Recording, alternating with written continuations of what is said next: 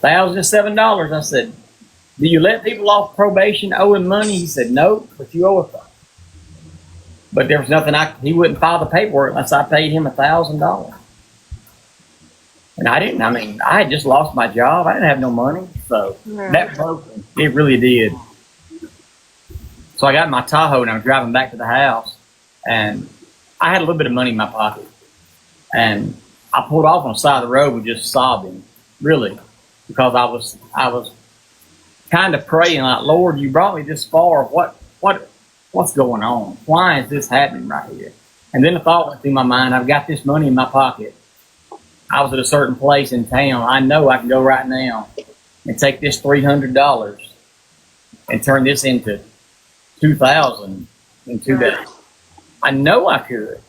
Done it before. But this time I called my wife. And she said, baby, we're just going to pray about it. She said, I'll make a couple of calls.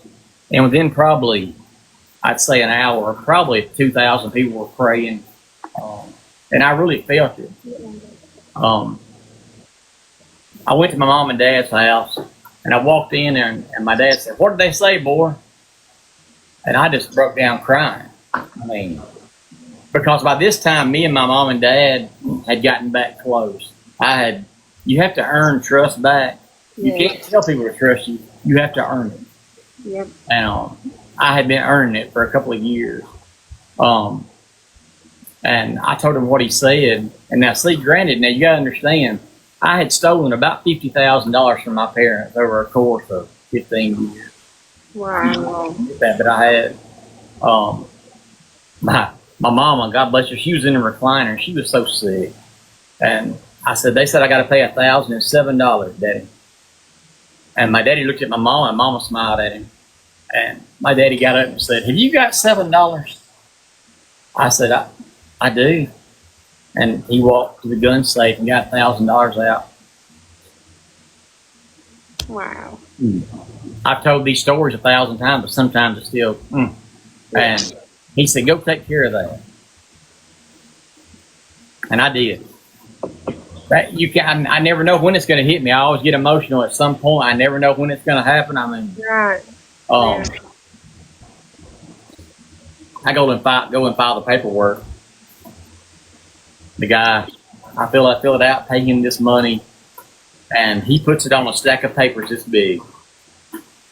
And he says, look for a call in 3 to 7 years, and laughed at me. Broke my heart. It really did. And he was getting joy out of that. And I managed to get out of there about whooping. I mean, y'all, hey, that's a but God thing. I'll tell you honestly what I thought.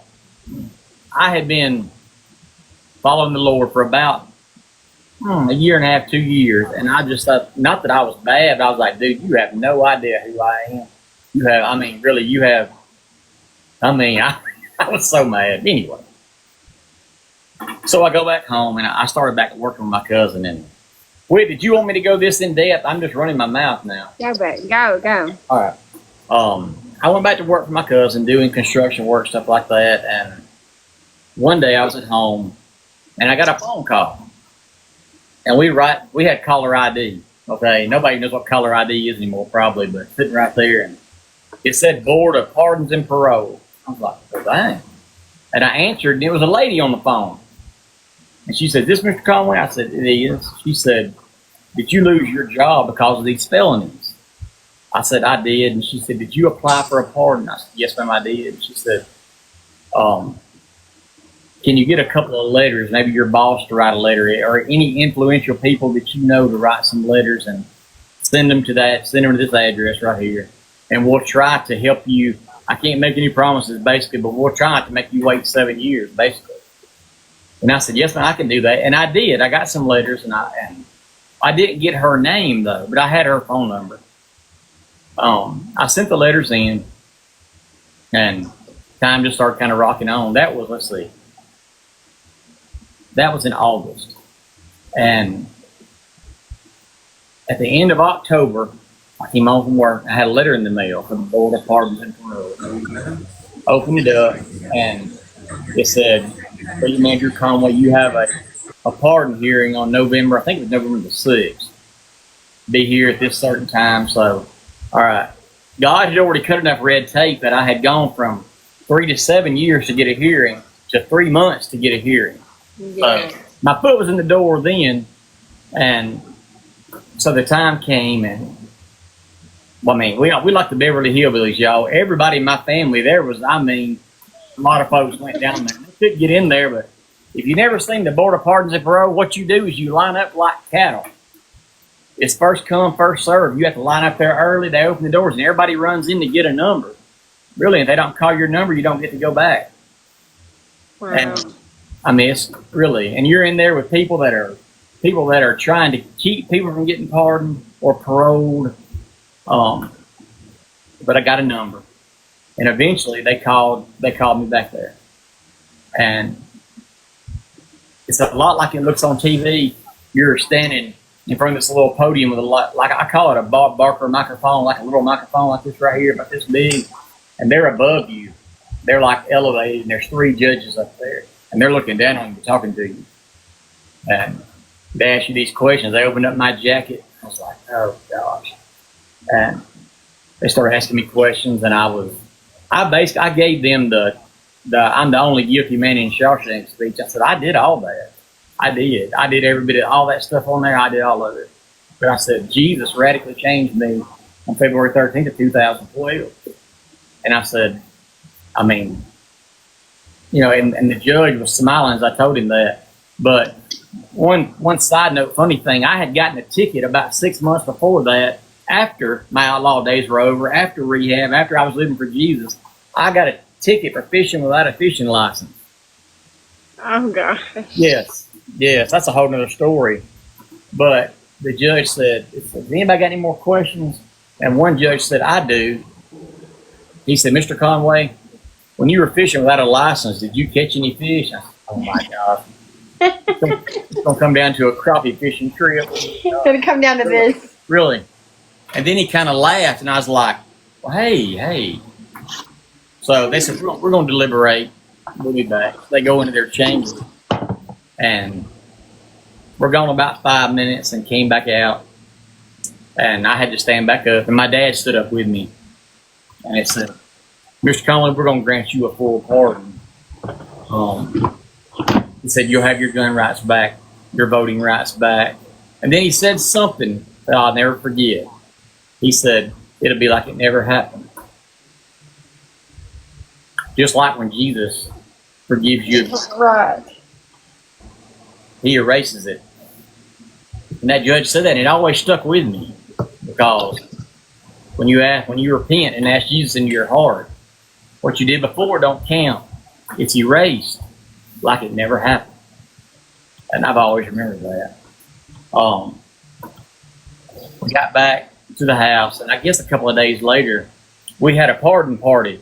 What's up, Dustin? We had a pardon party. Had a few people there, and some people couldn't come, but we were calling folks and thanking them. And I called the lady who had called me from the board of Pardons and Parole. This was during the day. It must not have been too big of a party. It was during the day, during office hours. And I called the number, and a guy answered the phone. And I said, hey, my name's William Andrew. I got a pardon today.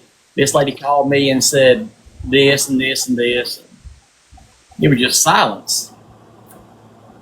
He said, well, son, first off, I'm happy. I'm glad you got your pardon. But he said, this is not the Board of Pardons and Parole, and we don't have a lady that works in this office.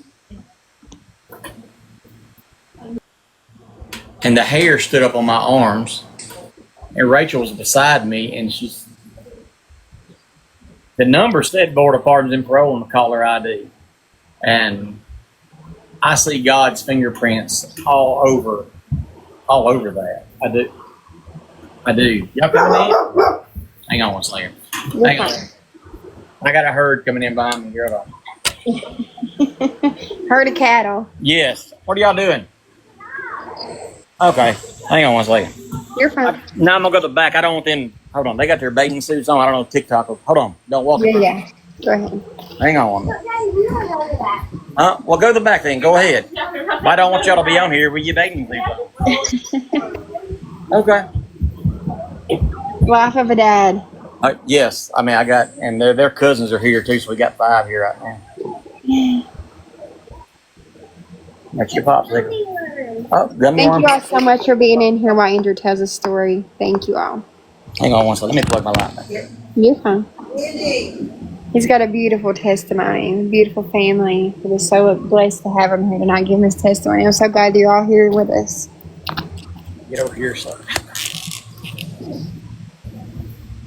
You got a bathing suit on, girl? She's trying her best. Drew's trying her best to wave over here.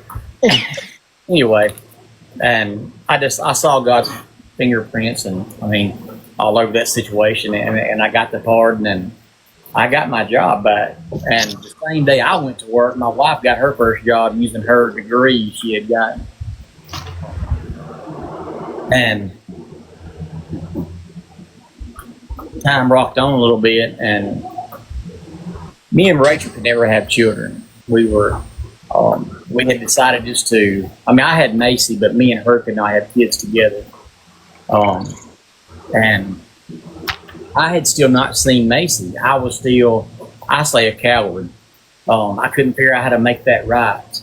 Even through prayer, I just could not figure out how to make that right. And one night, it was on Labor Day night.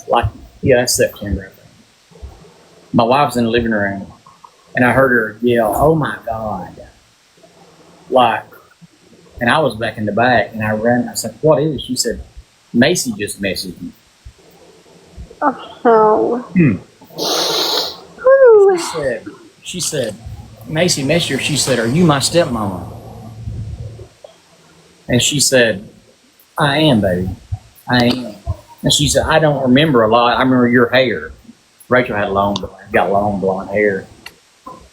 And within 3 minutes, I was talking to my oldest daughter on the phone, which was now, had just turned 13. And then 2 days later, I was sitting beside her at McDonald's in Jemison talking to her. And how old was she at that time? You said she was 12? Just Rach, I think she was 12. It had been 10 years. It was in September. She had just turned 13 or just turned 12. I'm sorry. Rachel knows all these dates. I can't remember. I'm bad about stuff like that. Where's your mom? Oh, where's my wife? Ray. Where's my wife? Oh, okay. I'll ask her. She was 12 or had just turned 13. Maybe just turned 12. And I mean, of course, I told Macy 1,000 times how sorry I was. But walking across the parking lot, when we were leaving that day, she said, "Daddy, I love you, and I forgive you." Oh. This old boy's been forgiven a lot, y'all. A lot. And you don't get into heaven by doing work. Hey, Macy had just turned 13 or just turned 12 when I saw her the first time. She had just turned 13. Okay. But you don't get to heaven by works. You don't. But I owe him so much. Oh, she's right there. What? Wait. Say what? Macy. She said 13, I think. Yeah, you were 13. Okay. There she is right there. Yeah, that's right. And then, so I saw Macy that day. Yeah, Macy's on here right now. You're 13, you think? I got you. So fast forward till December the 24th of that same year. That afternoon, I was in the living room, and Rachel was in the back. And she hollered, "Hey, babe." And Gracie was at the house. That's Duck's daughter. She said, "Come here." So I get up and kind of, her voice is a little bit elevated, but in a good way. And I run back there, and she's got a pregnancy test in her hand.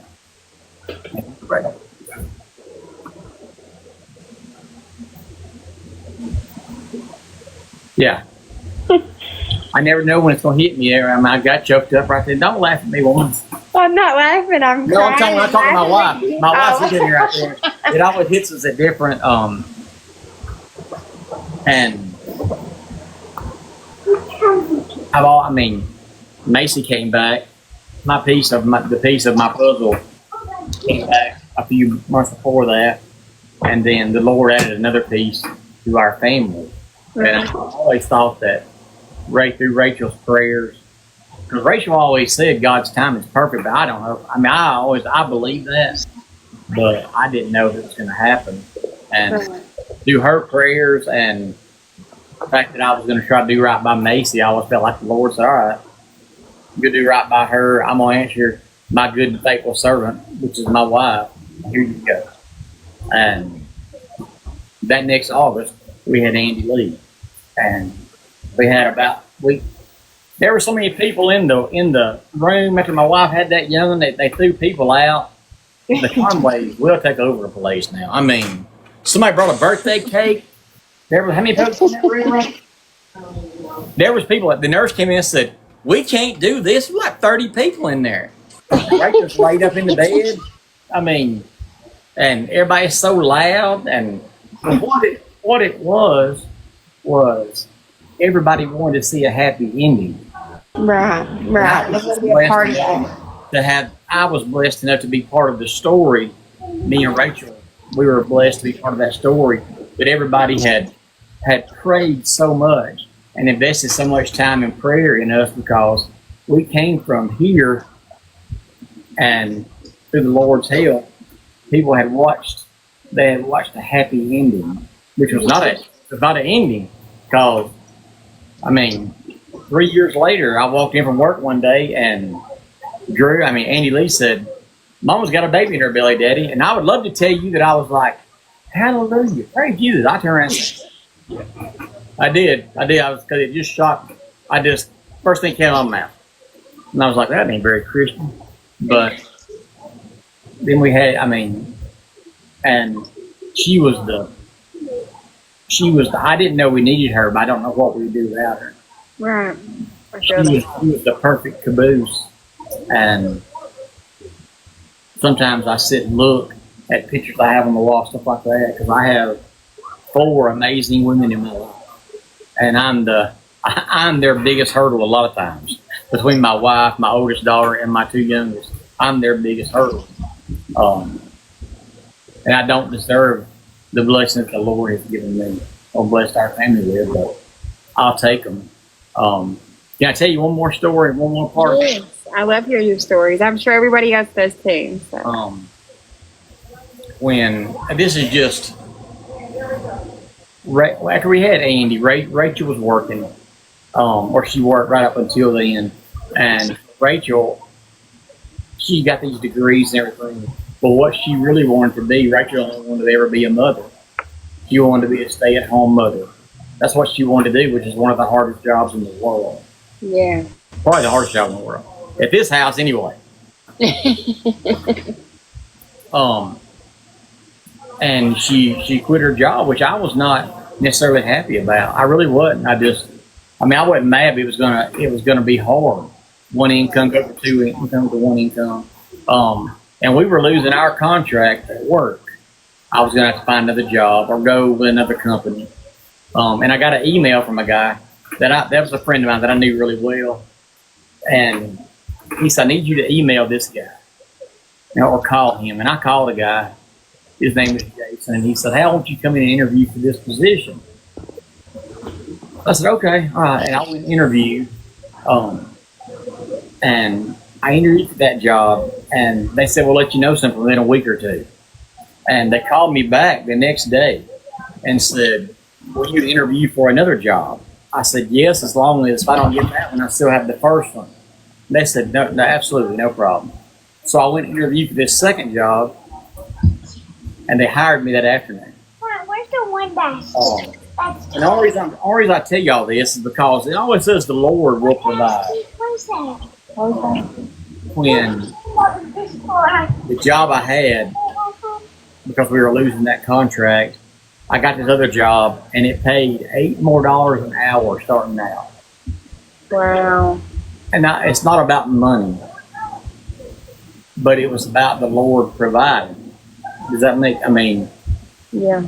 We were losing income was going to be hard, but that much more money with the overtime. It was not going to be a problem. And that was 8 years ago, and I make. It ain't what I make, but we do fine with just one income.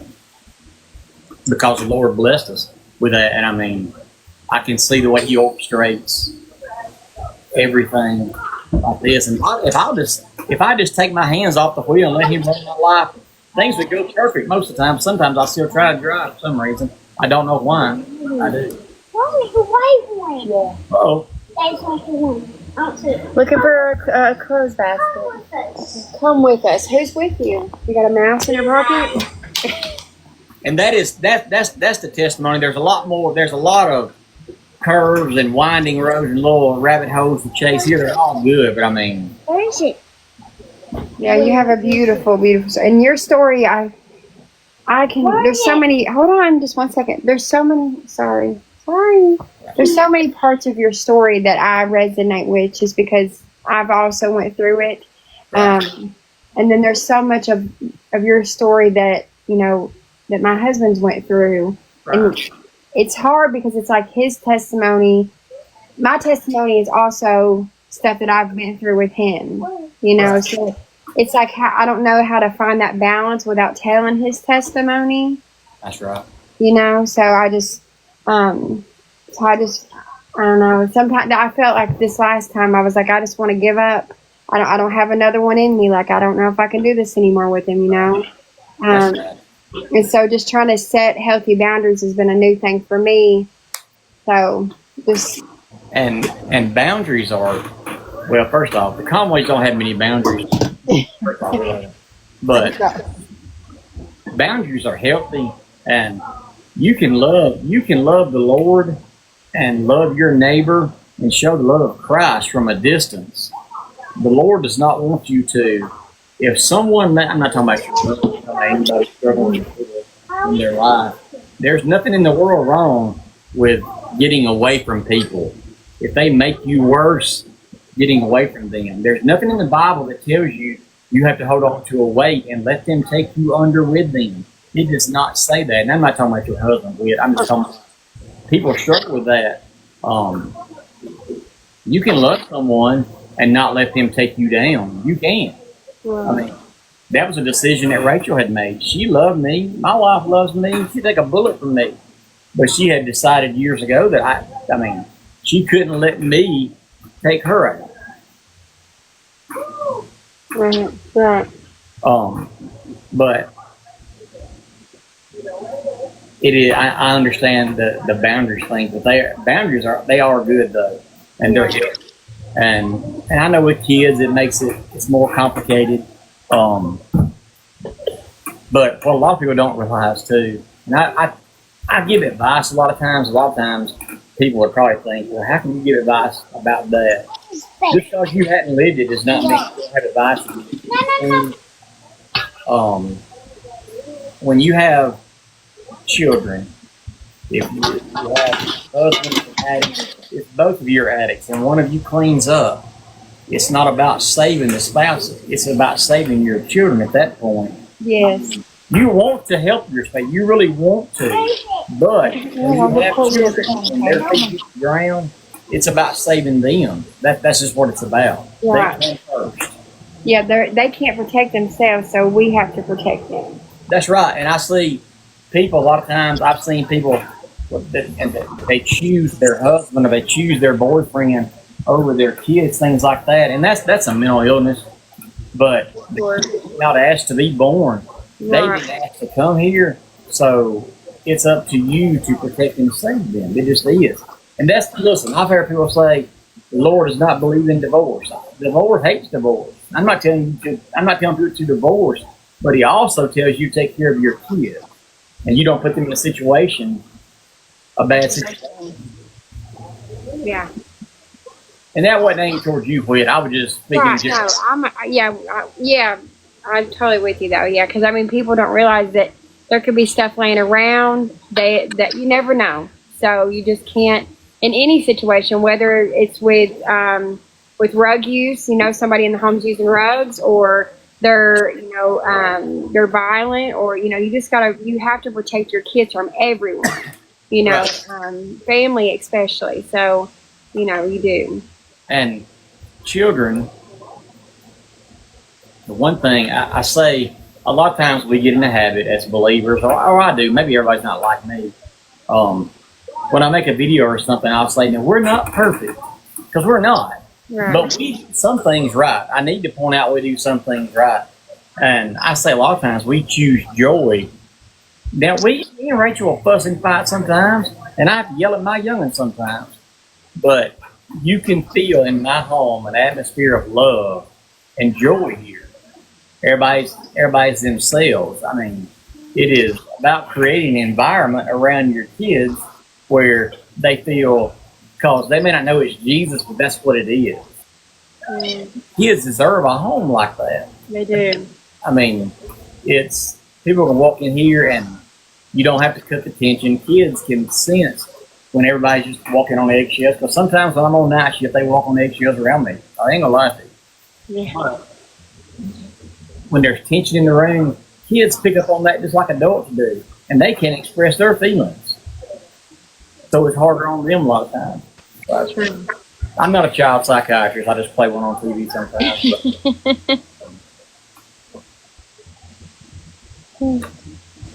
Well, like, you may hang out? I was gonna hang out for a minute. Do I need to get off here? You can hang as long as you want to. I could talk to you all day. I think a lot of us do. A lot of us, have so much in common. Yes. So I followed, like I said, when I first started following you, he had just come home from rehab, and I was trying to watch him.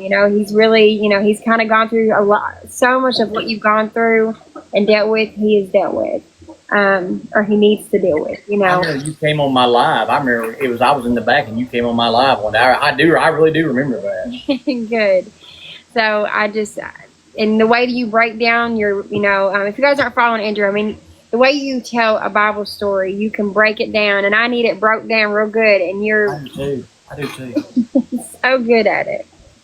Do you do that at church, or I think you said sometimes you.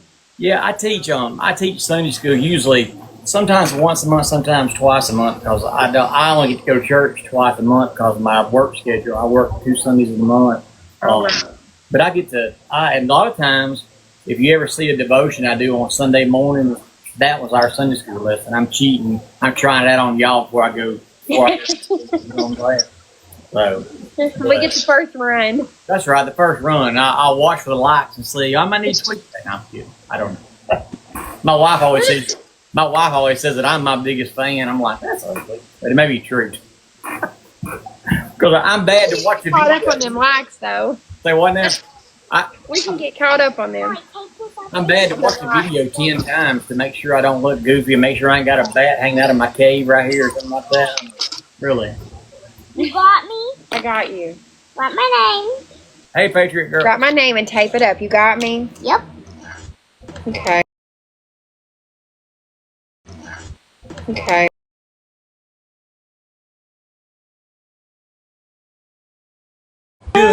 Or are you doing, what was that you were doing with?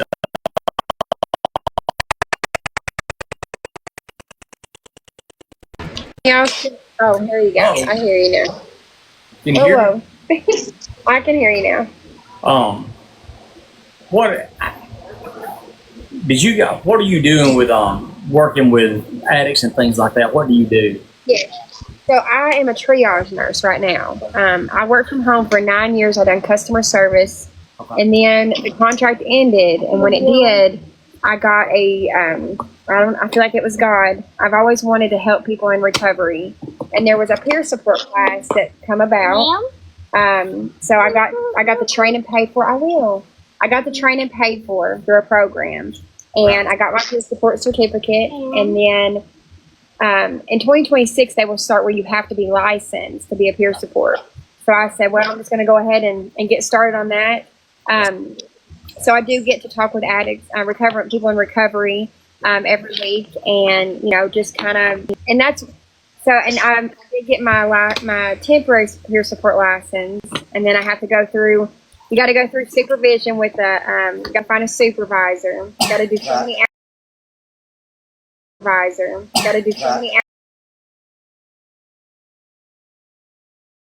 I go back to school in the fall to get my bachelor's. so that I can be a certified drug and alcohol counselor. I got you. And I had heard you share some of that, but I didn't want to sound ignorant when I talked about it. No, you're fine. But this is That's- kind of a way for me to, I want to help so bad. I want to help as far as my arms can reach, you know, and anybody. I just, you know, so, you know, I don't judge others because I've been there, you know, and so I'm just, now that my relationship with God has gotten closer, I feel like the lights are brighter. I can see things from a different perspective. Yeah. I've been on both sides of the fence. I've been the addict and I've been the person loving the addict, you know. So, but I feel like God's pushed me in this direction to go live and talk to people just to kind of, to help. You know, this is my way to help right now. Right, I know. Yeah, that's a calling too, just like being a counselor. I mean, like Rachel, she has a counseling degree, and I believe like you have a calling on your life to do that, and it's good that you're moving forward. A lot of people are called to do something, but they just think, well, I can't do that. It's too hard. But you're pressing in, and I mean, you'll do good things. You will. And you got a heart for it too. Hey, Courtney. That means a lot from you. I think I don't know if I could work with addicts or not. I think I could do counseling all right, but I don't think I could sit down and do it. Just, I mean, Let me get a all marker. right. My wife's hard workout right off to my right here. Y'all, Why don't you sit down farther? Because look at work. I'll get a marker. Hold on. somebody sent me an ice cream cone. Thank you for the ice cream cone. I appreciate it. Hey, who was the guy a couple weeks ago, the older fella in Ohio or something like that, doing his testimony? What was his name? That was Brother Roger. He's in here. He is been Hey, Brother Roger. Yeah, he's a good guy. He's Yeah. yeah. That testimony, I enjoy. I mean, I didn't. You hate to say, I really enjoyed your testimony. I'm like, what part? Where? I mean, this timing. But you know what I'm saying. It We touched- got you. Yeah, it was a good one. He has a very good testimony. He's got a lot of health.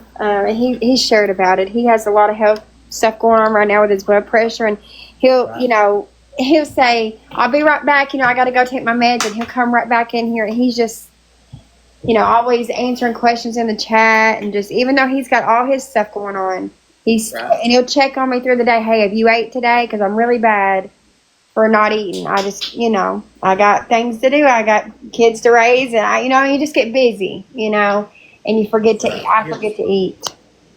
His story, it really touched me because I mean,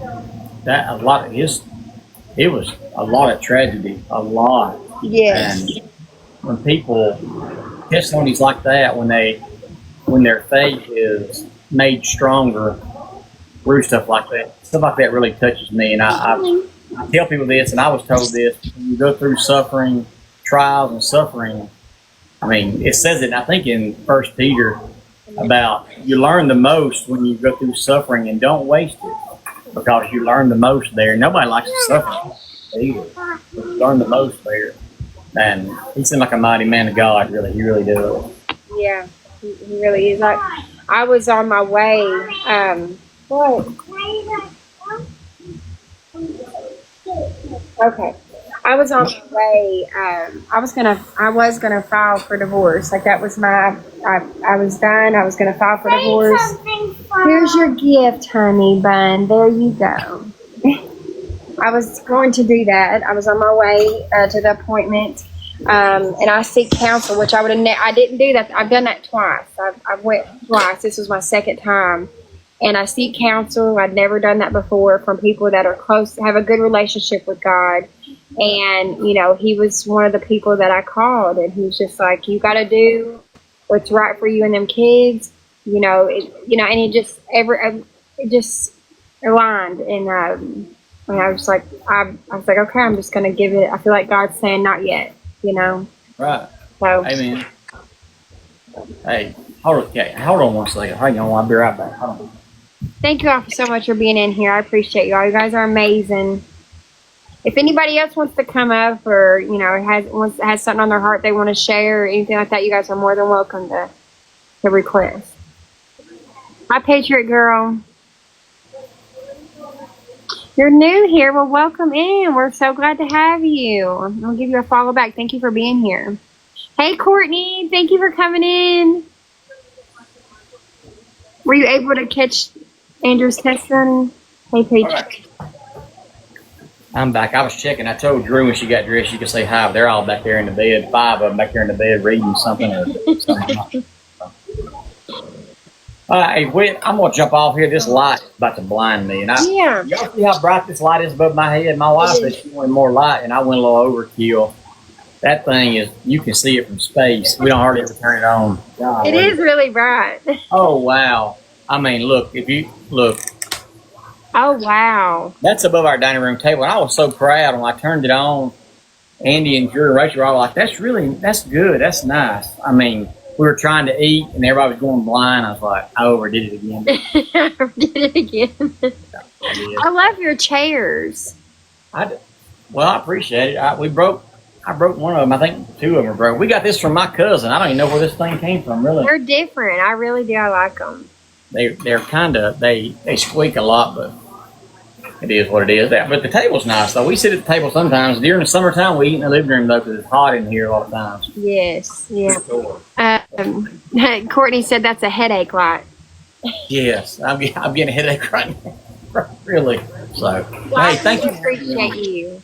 Yes, absolutely. Anytime. I can come back and do it again sometime. Just holler at me. Okay. Bye. You're the best. I hope y'all have a good night.